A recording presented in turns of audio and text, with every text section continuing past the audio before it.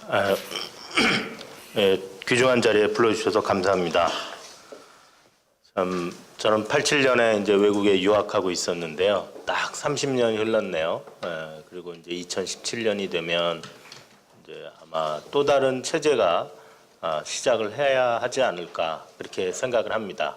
87년 체제가 정치적인 의미에서의 민주주의를 우리 땅에 정착을 시켰다면 이제부터 시작하는 17년 체제는 무엇을 정착시킬 것인가, 그것을 한번 우리가 고민을 해봐야 되고, 오늘 이 을지로위원회 을들의 목소리에서 우리가 고민해봐야 되는 건 혹시 그것이 을들을 위한 세상을 정착시키는 그런 것이 아닐까 이렇게 생각을 해봅니다.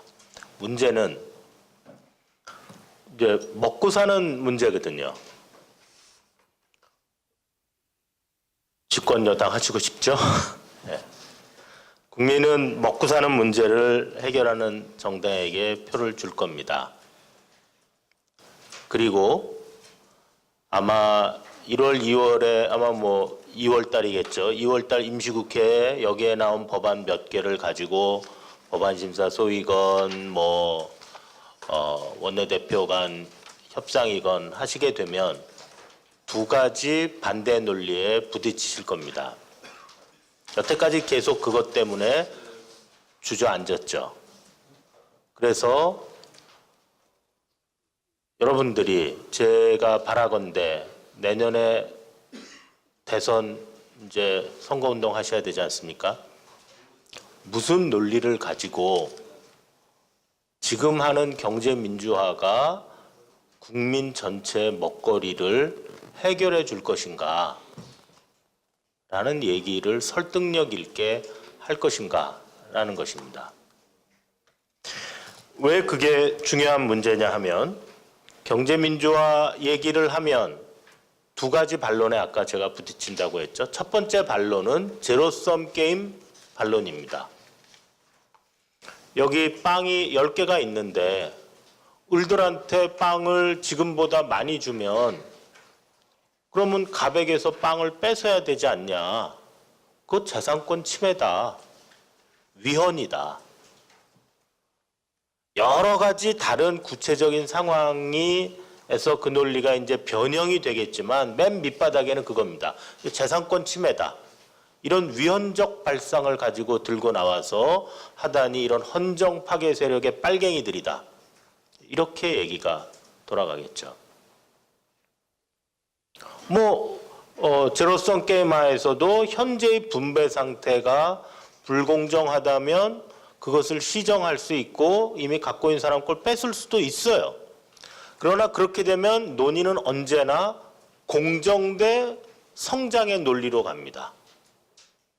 저쪽은 성장하고 불균등하더라도 일단 파이를 키워서 하면 누구나 지금보다는 많이 먹는다, 이쪽 논리로 가는데, 이쪽은 맨날 쪼그라드는 얘기만 하는 것처럼 보여요. 그럼 다 같이 가난하게 살 거냐? 언제나 이쪽 궁지로 몰립니다. 그래서 그걸 극복하지 않고는 절대로 토론에서 이길 수가 없습니다. 그럼 어떻게 해야 극복하느냐? 제로섬 게임의 전제를 깨야 돼요. 이렇게 하는 게 빵을 늘리는 거다. 10개가 12개가 되고 15개가 되는 거다.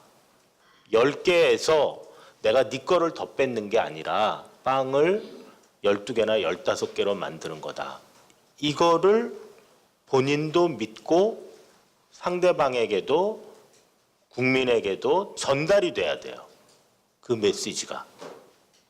그런데 국민은 어떤 메시지를 받고 있었냐 하면, 빵을 늘리려면 재벌한테 기대야 돼. 속으로, 겉으로는 경제민주화를 얘기해도 맨 밑바닥에 그 가라앉아 있는 걸 막 긁어서 물 밑에 있는 걸 흩어서 위로 뛰어 올리면 그 밑에는 이거 재벌한테 해서 빨리빨리 성장, 삼성이 핸드폰 더 많이 만들어야 성장하는 거지, 그 우등생이 다리 좀 떨었다고 걔 감옥에 보내면 되겠어? 그러면 빵 없어지는데? 빵을 위해서 우리 좀 포기하자. 경제를 위해서 정의 잠깐 포기하자. 이런 얘기를 많이 하게 됩니다. 그 밑바닥에는 좋든 싫든 재벌에 의하지 않고는 박정희 체제가 지난 경제개발연대부터 구축해놓은 그 체제, 우리 결국 그걸로 먹고 살았지 않았냐. 그러니까 그거 그냥 계속 하자. 우리가 겉으로는 소득주도 성장, 포용적 성장, 임금주도 성장 뭐라고 얘기해도 그거는 케이크 위에 이렇게 아이싱한 거고 결국 나 집권하면 또 재벌 불러서 투자해달라고 머리 조아릴 거야. 겉으로는 걔네들 불러다가 삼계탕 무릎 꿇고 먹이면 돼. 그건 뭐 걔네들 한두 번 할 수 있어. 내가 뒤에서 다 국민 R&D 나눠주면 결국 나 그렇게 할 거야. 이렇게 생각하고 있으면 국민은 어떻게 생각하냐? 누가 그 짓을 제일 잘할 거냐? 결국 보수당이 제일 잘할 거다. 얘네들은 그래도 간간히 계속 바늘이라도 찔러가지고 괜히 겐세이만 놓을 세력이야. 이렇게 생각할 겁니다. 절대로 표를 얻을 수가 없습니다. 대선에서 이미 인구 구조가 50대 인구 구조가 거의 50대 이상이 50%에 육박합니다. 아마 투표율 감안해서 곱하면 이미 머릿수 게임을 하면 질 수도 있어요. 거기서 이런 식으로 게임의 룰을 잡아가지고는 절대로 이길 수 없다.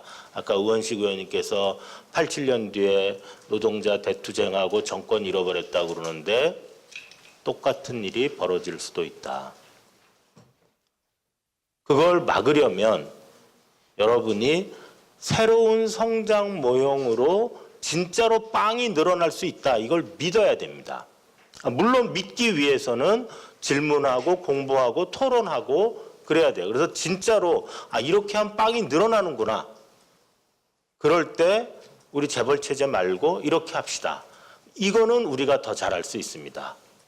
그러니까 빵도 느리고 여러분 을들의 목도 느릴 수 있습니다. 이게 모든 사람을 조금 더 잘 살게 할 수 있습니다. 이런 메시지로 가야 된다 하는 거죠.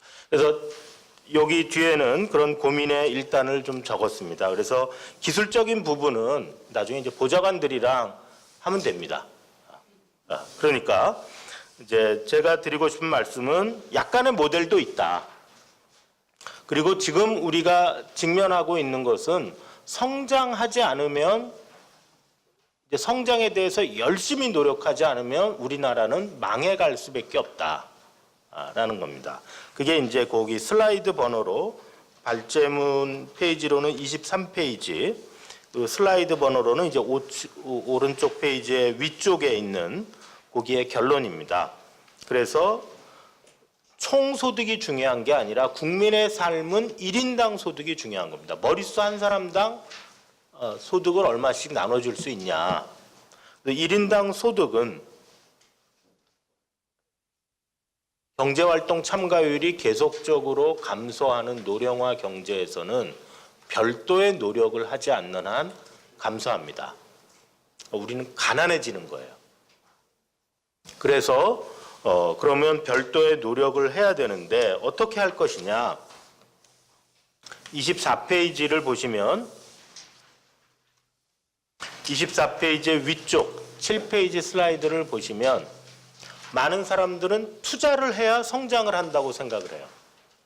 아닙니다. 야, 이게 뭔 소리냐? 우리 여태까지 투자를 해서 성장하지 않았냐? 이제 성장 모형에 의하면 여기 이렇게 도달하는 데가 있어요. 여기 현재점이 있습니다. 현재점하고 도달하는 목표가 멀면 여기까지 가야 돼요. 어떻게 되느냐? 투자를 해서 경제 규모를 계속 키워서 가야지 여기까지 갑니다. 그게 박정희 때의 일이에요. 우리가 종국적으로 가야 할 목표와 60년대의 시대상 너무나 동떨어져 있었고 그래서 경제를 이렇게 가게 만들었습니다. 지금은 여기 거의 붙어 있어요. 여기서 예를 들어서 투자를 더해서 일로 가면 더 성장할 것 같죠. 일로 막. 그게 아니라 뭐 모형에 따라 다릅니다만 대충 이제 제일 쉬운 모형은 이렇게 와요. 일로 가봐야 이렇게 옵니다. 그리고 일로 갈 인센티브도 별로 없어요. 왜냐하면 투자의 수익률이 너무 낮아서 지금 실질금리, 명목금리 다 합쳐서 땅바닥에 붙어 있습니다. 누가 투자하겠습니까? 그래서 투자할 인센티브도 없지만 그러니까 막 온갖 세제 혜택 주고 그러면서 투자해달라고 비는 거예요. 재벌 불러다 놓고 제발 투자 좀 해서 나 좀 총선에서 이기게 해줘라. 이겁니다. 그러면 감옥에서 내가 빼줄게. 그럼 나와가지고 뭐라고 그러느냐? 회사 규모의 3배가 되는 몇십 조짜리 투자 계획을 이사회도 안 하고 주말에 발표해요. 그러면 언론들이 어떻게 쓰냐 하면 역시 통 큰 투자를 한다. 이렇게 씁니다. 그런데 문제는 우리가 여기 이렇게 있으면 통 큰 투자에서 벌떡벌떡 가면 조금 더 빨리 성장할 수 있습니다. 그러나 요 근방에 있을 때는 이것 자체를 끌고 올라가야 돼요. 우리 경제는 지금 이런 게 중요한 거지 이 도달점을 끌고 올라가는 게 중요한 것이지 여기서 이거를 메우는 게 중요한 시점이 아니다라는 거죠.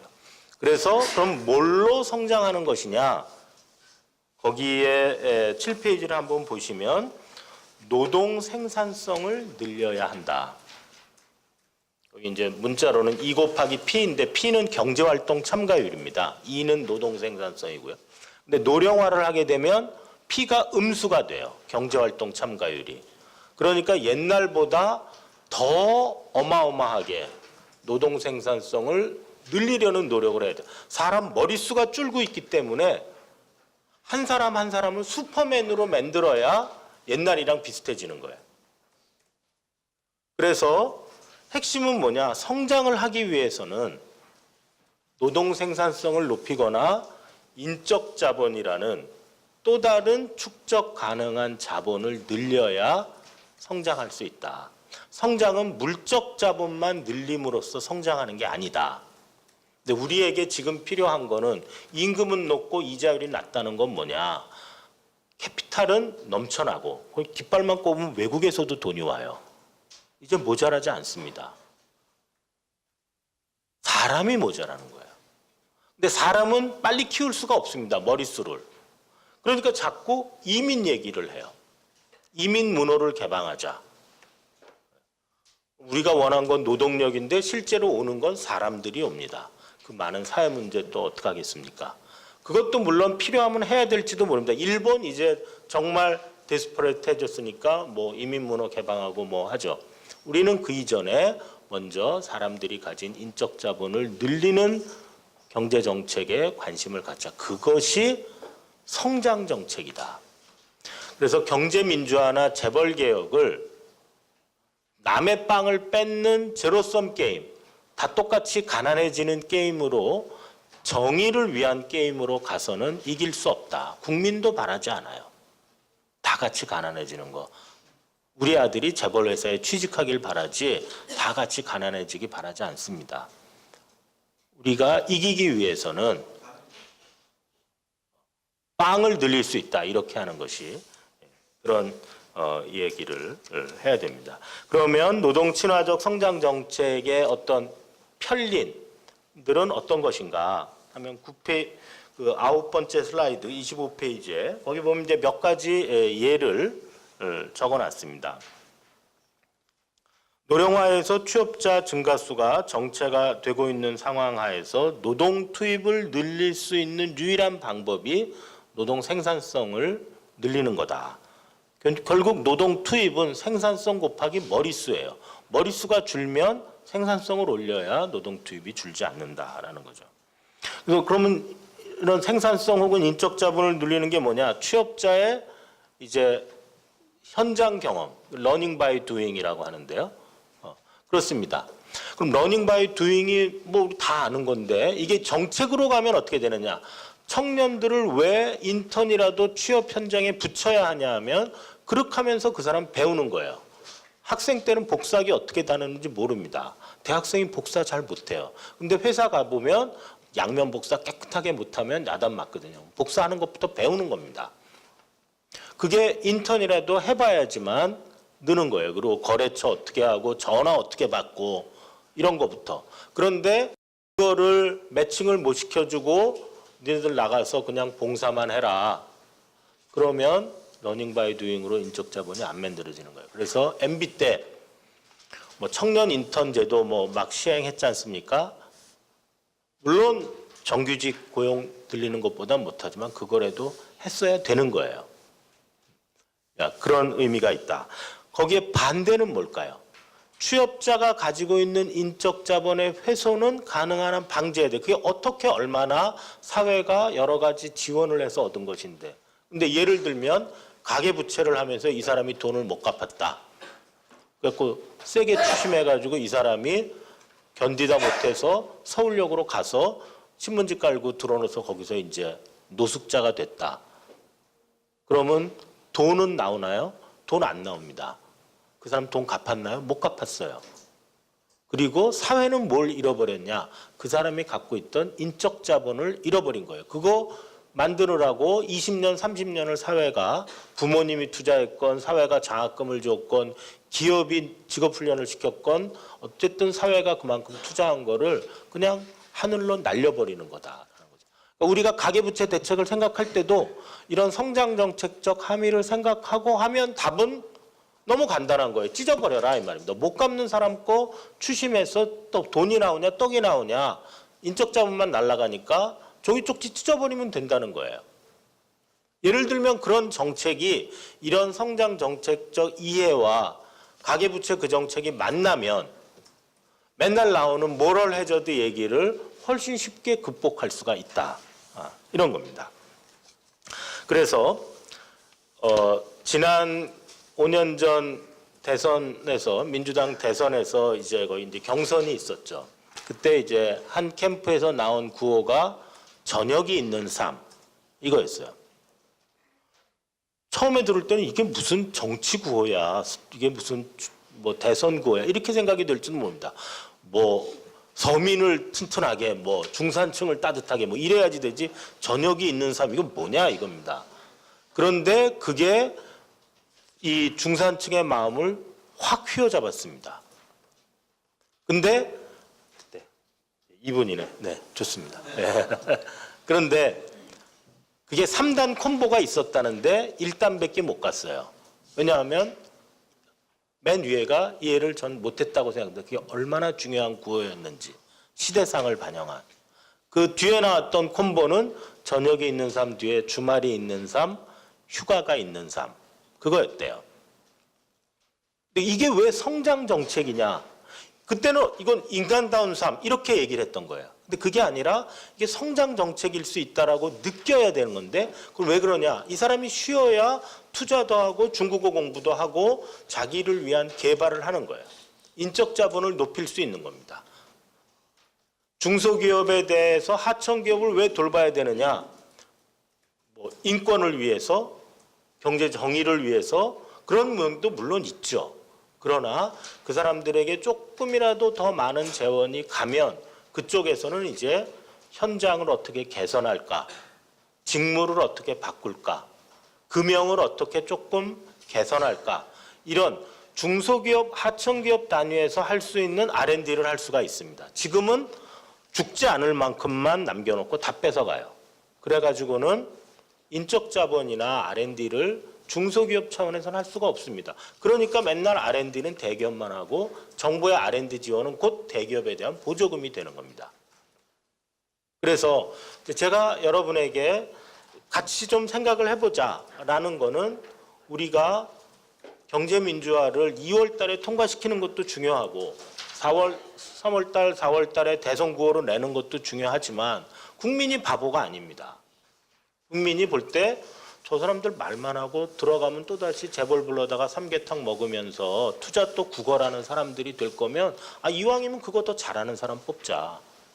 이렇게 되지 않도록 해보자라는 것이고요. 그 뒤에 있는 내용은 이제 쉬운 내용들입니다. 노동 친화적 성장은 재벌 체제와 상충한다. 26페이지. 그럼 왜 그러냐면 재벌은 자본가층의 이해관계에 훨씬 더 밀착되어 있기 때문에 그런 거죠. 인적 자본에 의해서 생산하는 게 아니라 대규모 장치 산업에 의해서 영업을 합니다. 그러니까 인적 자본 쪽으로 자원 배분이 많아지면 재벌은 싫어요. 벤처 산업 쪽으로 활발해지는 거는 나는 뭐 벤처랑 관계 없는데 나는 이미 옛날에 대규모 장치 산업에서 그거 갖고 먹고 사는데 이렇게 생각을 합니다. 협력업체 과도한 주요짝이 이걸 왜 막아야 되느냐? 제가 조금 전에도 말씀드렸지만 그래야 협력업체도 기술 개발을 한다라는 것이죠. 그래서 28페이지로 가보시면 을살리기는 경제 정의를 위해서 하는 것이라기보다는 그런 면도 있지만 빵을 늘리기 위해서 하는 거다. 이렇게 을들도 정신을 차려야 인적 자본이 늘어나고 노동 생산성이 늘어나는 겁니다. 우리가 왜 동남아의 저개발 국가 사람을 데려다가 못 쓰겠습니까? 한국에서 잘 교육받은 사람과 동남아에서 데리고 온 사람은 생산성의 차이가 나는 거예요. 그럼 왜 그랬느냐? 이 사람들을 우리 2세들을 20년 동안 뭐 가외건 뭐건 간에 어마어마한 투자를 했기 때문이에요. 그쪽은 투자를 못 받은 거예요. 그렇기 때문에 이렇게 해서 성장할 수 있다는 것을 믿어야 된다는 것이고요. 나머지는 딱 한 가지씩 과제만 말씀드리고 끝내겠습니다. 노동과 관련해서 여러 가지 얘기가 있을 수 있습니다만, 물론 상법 개정안은 무조건 통과시켜야 되는 거예요. 그거 이제 베이스라인입니다. 그거 하지 말자는 거 아닙니다. 상법 개정안 무조건 해야 되는 것이고요. 그 다음에 노동과 관련해서 저는 개인적으로 노동이사제에 대해서 관심을 좀 가져주십사. 왜 그러냐? 노동은 이미 단결이 돼 있어요. 아직도 조직화된 단위입니다. 매년 노사교섭도 해요. 근데 우리가 원하는 거는 노동소득 분배율이 조금 더 노동적으로 개선되길 원해요. 그래야지 그 사람들이 먹고 살고 삼각김밥도 사 먹고 중국어도 배우는 거거든요. 그런데 노사교섭할 때 왜 머리띠만 두르냐? 회사의 경영사정을 알질 못해요. 회사가 정보를 절대로 주지 않습니다. 회사의 성과를 모르는 상태에서 어떻게 임금을 얼마로 올려달라는 얘기를 하겠습니까? 제가 이제 교수라서 교수협의회 가끔 해서 학교랑 임금 협상을 해보면 학교 등록금 수입이랑 뭐 이런 거 이제 그런 것만 대충 하면 되지만 비용 정보를 전혀 알 수가 없어요. 맨날 어렵대요. 그럼 뭐 임금 못 올리는 겁니다. 동결입니다, 그냥. 그렇기 때문에 이상한 짓을 하는 것을 방지하기 위해서도 그렇고 노사교섭을 내실화하기 위해서도 그렇고 한 사람 정도 노조가 추천하는 사람 이사회에 넣자. 이거는 독일에서의 노동이사제까지는 우리가 못 가더라도 현재 제대로 작동하지 않는 사회이사 제도를 대신하는 뭐 그런 부실도 할 수가 있다는 생각이고요. 중소기업 하청업체를 위해서는 입법 딱 한 가지는 강제적 낙수 효과를 만들어야 된다. 그래서 위에서부터 아래로 물이 지금 안 흐르고 있는데 그거를 안 흐르면 강제로라도 흘려야 된다. 그래서 이제 거기에 여러 가지 이제 제안을 해놨습니다.